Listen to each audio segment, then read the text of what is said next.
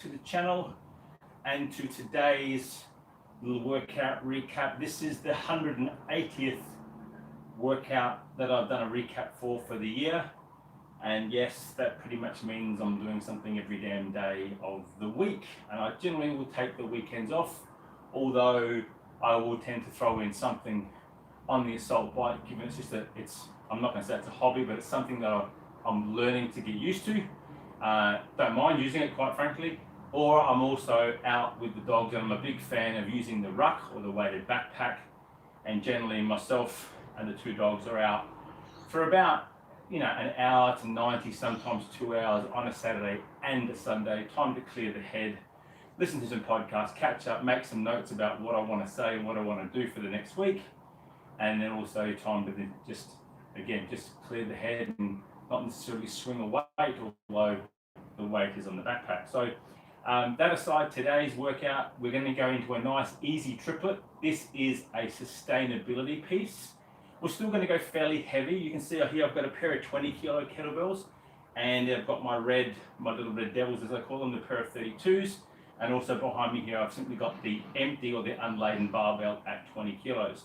So just going to do a triplet amongst these three, and we're going to use the EMOM or the every minute on the minute format, and it's going to simply get a number of reps. So we're going to aim for a rep roughly every 2 to 3 seconds. And on that basis, the target number for the day is 15 reps. So starting with the lighter weight will be the first round or three, subject to how you feel. I did a round with the light, and then I went straight to the 32s and then kept them thereafter because I'm comfortable with the weight, but I'm not going to jump straight in. I'm going to do the first round with the 20s to make sure that I'm okay, got no niggles, and I'm straight into the workout from there. So using these to demonstrate, first movement, again 15 reps. I'm going to come in and step forward and bring these things together, and I'm going to do kettlebell deadlifts. I'm not going to go wide, I'm not doing sumo, I'm doing my preference, which is conventional. And again, I'm trying to keep a soft knee so that all the work is through my hinge. So again, from here, take the 30 out of the way. Simply, I use an open grip to get used to this so I don't burn out the forearm. So I'm focusing on that hook grip for me. Thumbs are up, and simply 1, 2. Always standing tall at the top, and I'm going to get my 15 reps. When I'm done with those, whatever is left on the clock, that is not rest, but that is recovery. I'm then going to come over, I'm going to go to a single arm, I'm going to do bent over rows, and I'm going to choose 2 different foot placements, which I'm going to alternate each round. And I've simply chosen to use the brace here on the skier because it's about the right height for me. Now, first foot placement I'm going to have is a slight stagger. So again, I'm going to row the kettlebell up into here. So if I go with the 32s, I'm not trying to bring it and swing it all out, but I am trying to bring it up. So I'm not rocking through the body. So from here, again, open hand grip. I've got it right on the corner of the horn, which you'll see when I pick it up. And from here, 1, 2. And again, breathe as you see fit. I'm going to go 15 right, 15 left. When I come back into the second round, I'm going to go with my feet both together. Now what that does, it will force me to sit back, it will force me to sit flatter, and I'm trying to pretty much bring my hand up into that joint here between my hip and my gut. Okay, so from here, 1, 2. Now by doing so, it gives me a flatter back, it makes me feel strong, and I'm therefore trying to avoid the rotation through the hips. Again, I will do the 2 feet together every alternate round, and I'll do that staggered foot placement, say every even round, that one every odd round. Do you understand what I mean?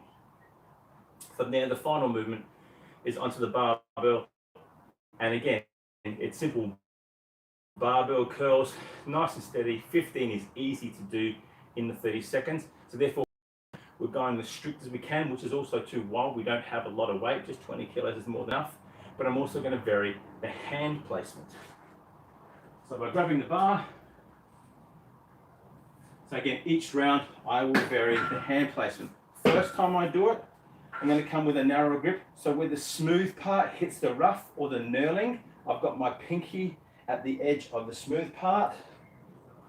And again, I'm keeping my hands pulled up, so I'm still engaged with my biceps. 1, 2. Think of this as doing, you know, like a supine version of skull crushes. I'm trying to bring it up to here. The second time around, I'm going to go a little bit wider. I'm bringing my index finger to the outside here, where the 2 rings are on the bar. It's going to be slightly a bit wider, and again, 1, 2, and so on. Okay, so that is the workout for the day. Nothing really strenuous, but sustainable. Let's have a look. This is showing me about 400 or so calories on the Fitbit, a little bit less on the MyZone, and I've also got another thing, just making sure that I'm not dead.